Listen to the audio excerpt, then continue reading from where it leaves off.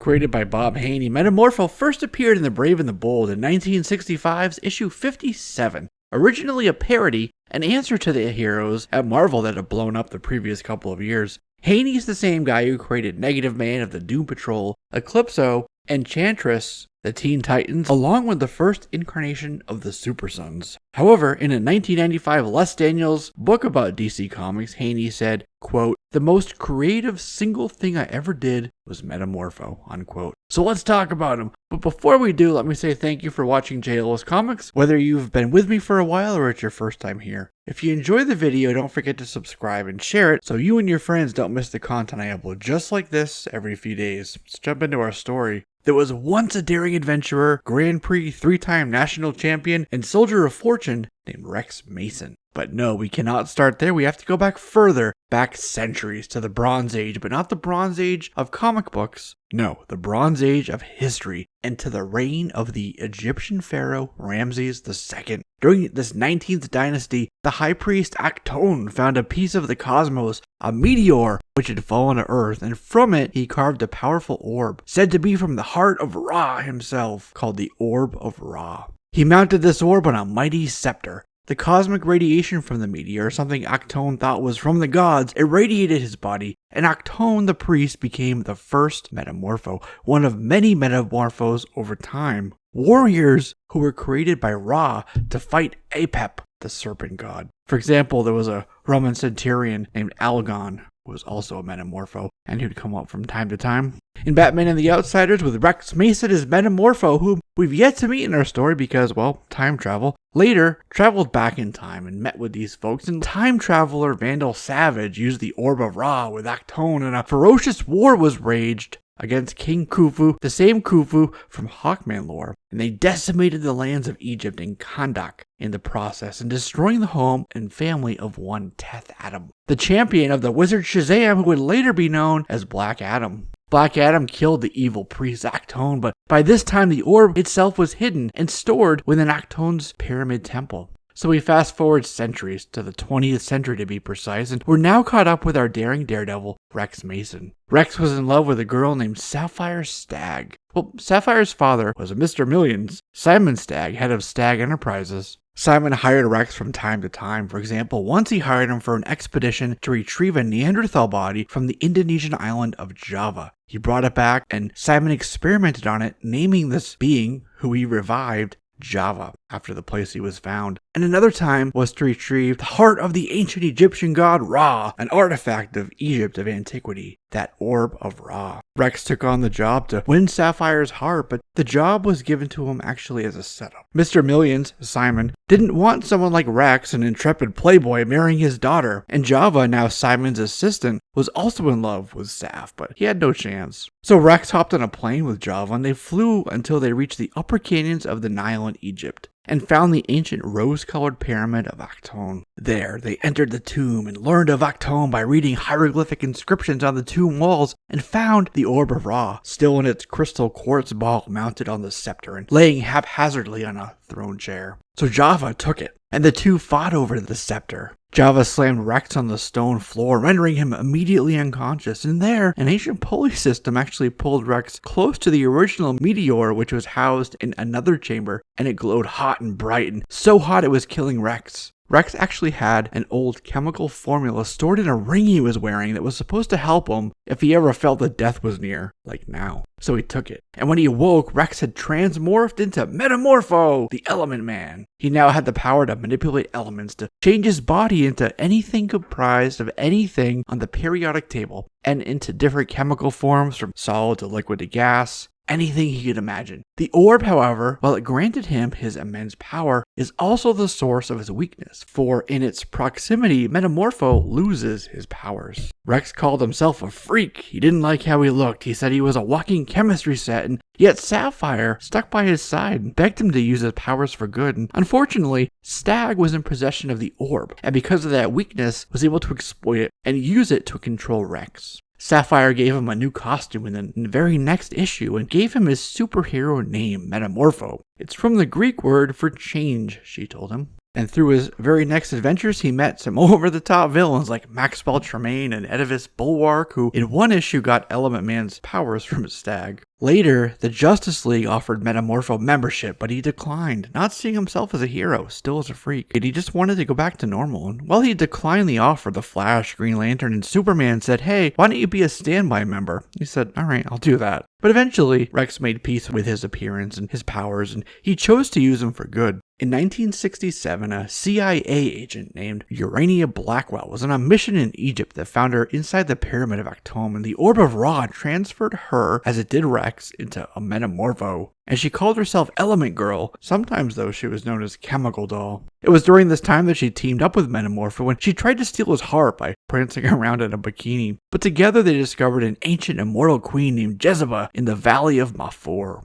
Jezebel thought that Sapphire's new husband, Wally, was the ancient Metamorpho named Algon. The real Algon that I mentioned a moment ago returned and killed Wally, Sapphire Stag's new husband, and framed Rex for the murder. Metamorpho's other partner, Mr. Shadow, betrayed him, tried him in front of a jury for the murder, and executed Metamorpho. So it was up to Element Girl to revive him. First time this happened. We then learned that Prosecutor was the one orchestrating this whole escapade behind the scenes. Element Girl later died in Neil Gaiman's Sandman series in 1990, where Amon-Ra turned her to dust. So after Element Girl revived Metamorpho, he went to ground and was missing for years, thought still dead. It turns out that Simon had Metamorpho in a chemical bath all this time, which was allegedly to help return him to his human form. He also teamed up with Batman to take out a mercenary assassin named Bounty Hunter. Right after this, he showed up in backup stories in the Action Comics comic book, starting with issue 413. He also showed up for Aquaman 30, but just on the cover, where he was at the funeral of Sea King as a pallbearer. In World's Finest, issue 217 through 220, Java attacked once again, and a freak accident gave him powers of both Batman and Superman. However, that was quickly reversed, but he would go on to work with them, and as was the case in The Brave and the Bold, 123 also working with Plastic Man, someone else who can change his shape at will. In 1973, DC put out an anthology title called First Issue Special. DC tried to kickstart demand for Metamorpho again by putting him in the third issue of that new series, proclaiming on the cover that the fabulous freak returns. But instead of a new solo title, Metamorpho joined up with Batman and the Outsiders. In Brave and the Bold 154 from 1979, Sapphire hired Batman to look for Rex, whom she said was missing for months. But he had used the cover of a Grand Prix car crash to go off on his own. Batman found him in a secret mountain city called Caldos. Rex then continued on with Batman, joining up with his Batman and the Outsiders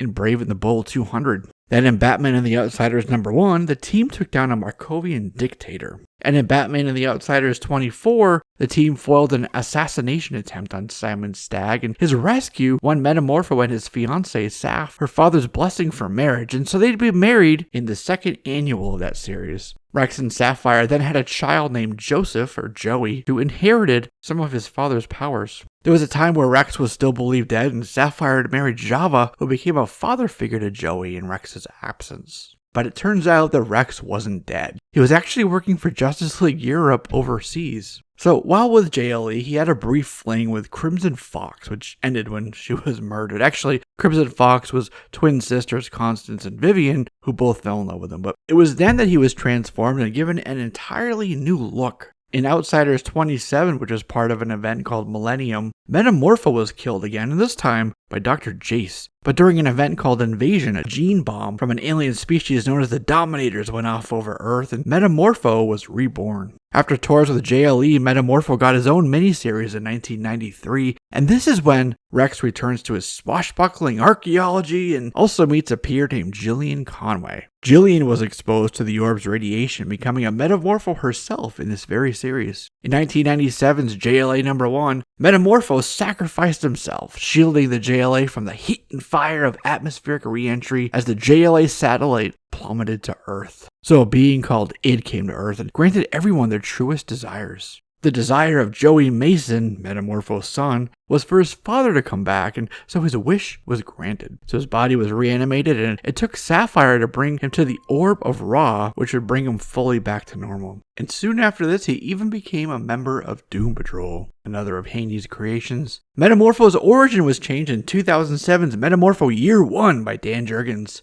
In this story, Rex is now like Josh Gates. He hosts a television show called Treasure Quest, and travels the world looking for lost treasure and content for his show. In 2007, in the third volume of The Outsiders with Annual 1, a fragment of Metamorpho broke off and became his clone, calling himself Rufus, but eventually taking on the metahuman name Shift. And Shift tried to help out the Nightwing-led Outsiders, but inadvertently killed 44 people, so he was wrought with guilt by that, and Rex absorbed Shift back into himself, rendering him deceased, and yet part of Rex as Metamorpho. In 2011's Flashpoint, we're introduced to Emily Sung, the Element Woman, but she first appeared in the DC Prime timeline in a story called Throne of Atlantis. In Justice League 16, she was called up for the team, but by issue 18 was fighting Platinum at the Watchtower.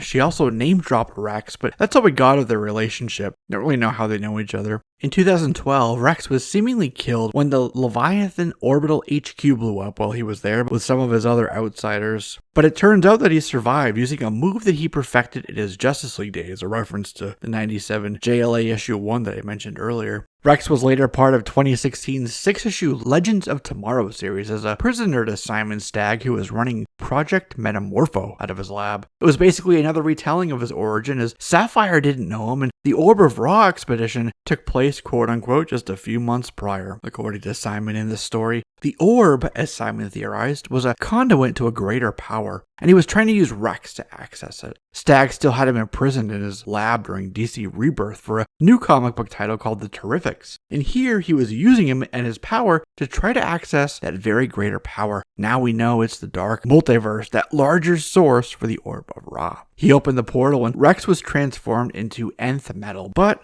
freed quickly. He was on the team with Plastic Man and Mr. Terrific and Phantom Girl, who they found in the dark multiverse at the time they activated a signal from Tom Strong. Algon the Ancient Elemental came back from the Kingdom of the Elements, I told you he'd be back, and turned an entire town into metamorphos, even a element dog. Mr. Terrific used the Orb of Ra to change them back, and it also happened to change Rex back into his human form. But then Dr. Dredd showed up, saying he's been the one pulling the strings behind the scenes this whole time. Chasing Dredd, they wound up helping Tom Strong rescue his family from different realities. Rex was still with the team because they couldn't get outside of a mile of each other, was armed with just a ray gun, some muscles, and a sense of adventure. So as Rex, he was realizing that he missed the adventures of Metamorpho when he tried to get a job so they wouldn't have to rely on Saf's dad, but no one was hiring a Tomb Raider, so it was really tough for them both. So in issue 12, Mr. Terrific ran into Metamorpho from Earth 44, part of the Dreadfuls, opposites of the Terrifics. And in that issue, Rex smashed the orb to become Metamorpho once again, and the series would continue with run-ins with Rogue, Holodecks, Bizarro, fourth wall breaking, choose your own adventures, time travel shenanigans, and in issue 22, Bizarro's the Terribles, where we actually meet a 7-year-old Metamorpho. Catching up to where we are now, Simon Stagg, stricken with pancreatic cancer, is now dead, although it was a spear from the blind Monster King that did him in, not the cancer. Stagg Enterprises was marked to go to his son Sebastian instead of Sapphire, but the last 3 issues of the series will be digital only. As in May 2020 was announced, the series is cancelled. The final issue, issue 30, ready for download on September 1st, 2020. And so that's how we leave Rex Mason, Metamorpho in the pages of DC Comics as we head toward the summer of 2020. Metamorpho made his debut on TV in the Justice League animated series where he was voiced by Tom Sizemore. In the DCAU, Rex was in the U.S. Marine Corps, an old friend of Green Lantern John Stewart, when he was exposed to a mutagen in a quote-unquote accident which transformed him into Metamorpho, eradicating the Egypt of antiquity complexities of his backstory for this younger audience. He'd also then appear in shows like DC Superhero Girls, Justice League Outsiders, and the Teen Titans Go to the Movies movie. And there's no telling where Rex might show up next, and when he does, we'll be here to talk about it. And so there you have it, the story of DC Comics Metamorpho. That's a wrap on this one, my friends. Thank you for watching, and don't forget to subscribe and turn on notifications so you can be one of the first to know when I upload videos just like this each and every week. I'm Jesse, this is JLS Comics, and I'll see you soon.